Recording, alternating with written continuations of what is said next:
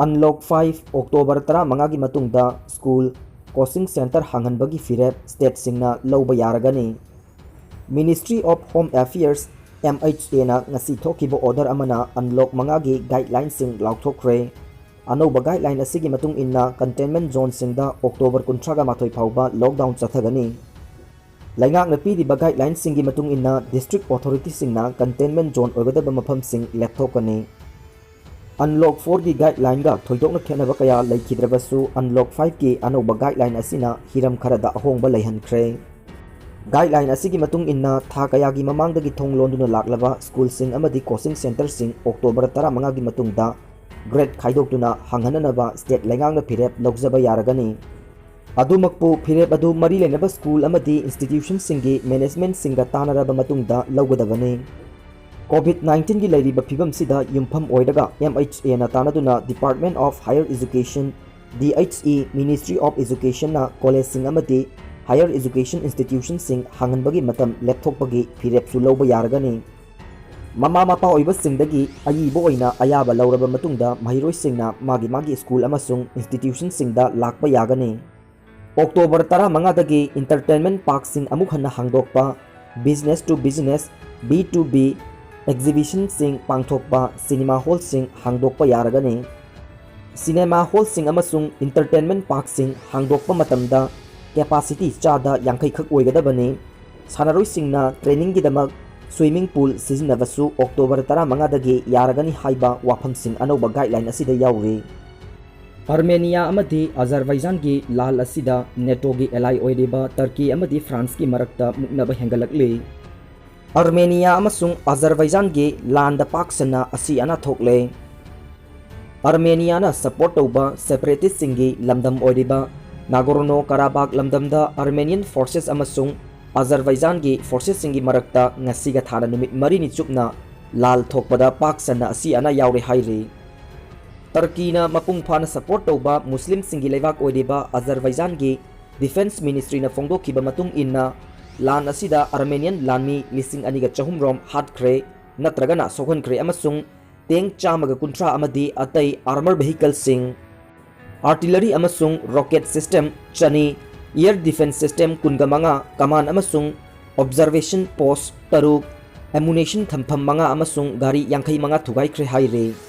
Media gi report matung ina ngarang khozala lamdamda yamna kana khut thoknabada Armenia gi Russia na supply tauba S-300 anti-aircraft missile system ama thugaiki haire. Nakal amaromda Russia ga naksinaba leibak oiriba Armenia na su lan asida Azerbaijan gi lanmi chatret ka mogdra hat kre lising amaga chamapan sohon kre haire. Armenian army na Azerbaijan gi forces ki tank amasung armor vehicle chamaga kuntha taret unmanned aerial vehicle UAV humbudra ga nithoi helicopter taret amasung atopa aircraft ama thugaiki haina Armenian Defense Ministry gi mihud Artsan Hovhannisyan na phongdokhi.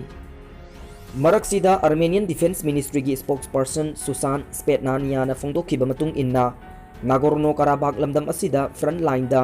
Armenian amasung Azerbaijan gi forces ki marakta yamna kanna artillery kapsinari haire. Armenia amasung Azerbaijan asi chingya oina tauba Nagorno-Karabakh lamdam asida ing 1949 dagi hauna kanna ungkhatna duna lakli.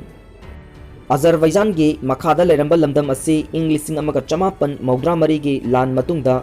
separatist singna khudum challaga laikhibani. Handaki lan asida kanna yauriba masigi separatist singse Armenian na mapung phana support tawre. Maraksida Armenian official singna lan asida Turkey gi drone plane amasung F-16 jet singsu yaukshilakre haina charge tawkre. Armenia gi atia sarukta Turkish F-16 ama paisilatuna Armenian Air Force ki Sukhoi kungamari ama kapthaki hairi. Adum oinamag Turkish Foreign Minister Kabu Solaguna Azerbaijan gi maikaidagi haijaraklavadi Turkey na landa yaunanaba sem sare hainadi phongdokhi. Azerbaijan na khut thoknaraga wathok ase loisinba pamlabadi aikoina Azerbaijan gi damak lepli makoina haijaraklavadi darkar oiba khongthang lakhutkani. Adubu Azerbaijan na matomta na ngamgani haina Kabu Sogaluna haiki. Commando gi gypsy ama mai chakre Imphal East District Commando gi gypsy ama hata Golapati da ngasi nungtil khanghaudana masa mathanta mai chakre hairi. पुलिसतगी फंगबा पाउना हाइरिबा gypsy असी सेमनबगी हता गोलापतिदा driver न पुखिबनी ngasi nungthil pung ama makhairom taba matamda welding tawbada khanghaudana mai adu chaklakkhibani adubu asok apandi yahodre hairi Babri Masjid case CBI gi courtna LK Advani Joshi yauna accused kuntra gani thoi mara laitre haikhre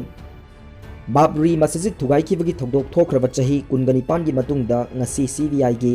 special court na thokdok adu da senaba BJP gi veteran LK Advani amasung MM Joshi yauna chenaba kuntra gani thoi mara laitre haikhre China na Ladakh Union Territory reject tawkhre China na Ladakh Union Territory bu sakhangba leite haibagi wafam thamkhibaga loinana Ladakh ki sarukta India na infrastructure semgat sagalagli babu yaningdaba phongdokre India na di China gi maikai dagi phongdok lagli ba wafam adu yamna kanna yaningdaba utkhibaga loinana English amaga chamapan yankhai mapan gi line of actual control unilaterally oina define tawba adu kaidonungdasu yaba ngamloi amadi hairiba thawong asi chatnaba yagadaba nate hairi China na di Ladakh ki all claim line aduda akanba mawongda dabi tawkhibaga loinana makhoi gi lawriba phirep adu hena kansil lakhibani nakal ani gi marakta military commander singna Moldo border point da unakraba chayol amagi matung tarakpada wafam asi phongdorkhibani Nepal na anti China gi protest kansin khre Nepal da mahiroi singi union na China na niyom la na kaina lam khopsil lakpagi mayokta protest tawbugi khongjang kansin khre haina official report amana phongdoklakli Kathmandu da lairiba Chinese embassy gi mamangda student union na protest tawbugi khongjang adu changsin khi China na Nepal gi awang thangba district hamla da niyam kaina sengbat sagatpagi thabak chatharakli protester singnasu marks uplaga covid-19 gi sandorokhiba chairak asida protest tawbugi khongjang adu changsillakhibani protester sing aduna Nepal gi lamda China na niyam kaina khopsilaklaga lambi sengbalakpagi thawong adubu yaningdaba uladuna slogan kaya laukhibaga loinana poster na singba singsu paikhi return back to your own boundary haina warol sing thaba banner singsu protester sing aduna paikhi Nepal gi Congress na di government put China gi maikai dagi lam khopsilakliba asigi matangda yaningdaba udli F-35 plane ama kai khre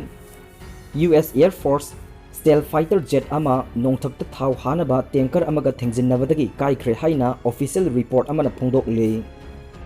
US Marine Unit amana thokiba thokdok adugi matangda haikhibada F-35B Z adugi pilot adudi asoi angam yaudana eject ta hore amadi KC-130J gi refueling aircraft ki crew member amasu asoi angam yaudana landing tawkhre